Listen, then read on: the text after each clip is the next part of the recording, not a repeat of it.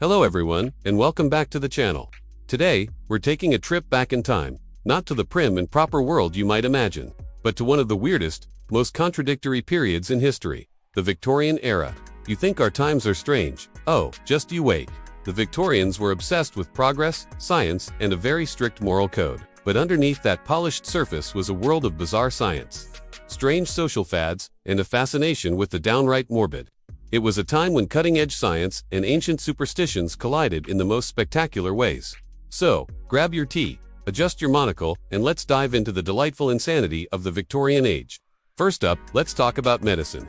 If you got sick in the 19th century, your trip to the doctor might be more dangerous than the illness itself. Victorians had a peculiar love affair with some very potent and, let's be honest, highly addictive substances. Had a toothache? Your dentist might recommend a little something called cocaine. Yes, you heard that right. It was a common ingredient in everything from toothache drops for children to throat lozenges. Feeling a bit down or hysterical, as they often called it, a doctor might prescribe a rest cure, which basically involved lying in bed for weeks on end, being force-fed fatty foods, and forbidden from reading or even thinking too much. And for coughs, colds, and just about any other ailment, there was a syrup for that. A syrup often loaded with opium, morphine, and even cannabis.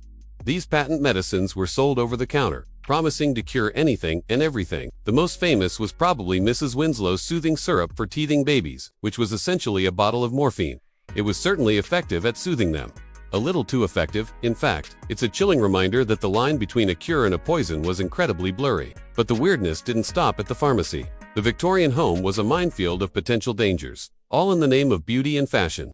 Take the color green, for example. A vibrant, emerald green became incredibly popular for everything from wallpaper to dresses. The problem, this specific shade, known as Scheele's green, was made with arsenic. People were literally living inside rooms coated with poison. As the wallpaper degraded or got damp, it would release toxic arsenic fumes into the air. Doctors reported mysterious illnesses and deaths in homes decorated with this deadly green, yet the trend persisted for decades. Women's fashion was just as hazardous. The iconic crinoline, that massive hooped skirt, was a serious fire risk. Thousands of women died when their skirts brushed against an open fireplace and went up in flames. And let's not forget the corsets, which were laced so tightly they could warp ribs, crush organs, and cause chronic health problems. All in the pursuit of that tiny, wasp-waisted silhouette. They were quite literally dying for fashion. Now, let us venture into one of the most fascinating and melancholic corners of Victorian culture, their relationship with death. With high mortality rates, death was an ever-present part of life, and they developed some unique ways to cope with grief. One of the most famous, and to our modern eyes, most unsettling, was post-mortem photography. When a loved one died, especially a child, families would hire a photographer to take one last family portrait with them. The deceased would be posed, sometimes with eyes painted open on the photograph, often sitting with their living relatives as if they were just sleeping. For them, it wasn't morbid. It was a cherished memento, the only photograph they might ever have of that family member. They also made jewelry from the hair of the deceased, weaving it into intricate brooches, rings, and lockets. It was a way to keep a physical part of their loved one close to them. While it seems strange to us, it speaks to a deep, heartfelt need to remember and honor those they had lost in a very tangible way. This obsession with the afterlife didn't end with photographs. In an age of rapid scientific discovery, many people felt a spiritual void. This created the perfect storm for the rise of spiritualism. Seances became a hugely popular parlor activity for the middle and upper classes. People would gather in darkened rooms, hold hands, and attempt to contact the spirits of the dead through a medium. These mediums claimed they could channel spirits, make tables levitate, and produce ectoplasm, a mysterious substance supposedly from the spirit world. It was a massive craze. Even prominent figures like Sir Arthur Conan Doyle, the creator of the logical Sherlock Holmes, was a fervent believer. Of course, it was also a field ripe with fraud. Magicians like Harry Houdini later dedicated much of his life to exposing the tricks used by mediums, from hidden wires and accomplices to pre-written notes. But for many Victorians, the seance offered something science could a sense of hope and a connection to the world beyond. Let's not forget the inventions. The Victorian era was the age of the Industrial Revolution, a time of explosive innovation. But for every world-changing invention like the telephone or the light bulb, there were dozens of, less successful ideas. Imagine a mustache shield, a special metal guard you'd attach to your teacup to keep your glorious Victorian mustache from getting damp. Or how about the anti-garroting collar?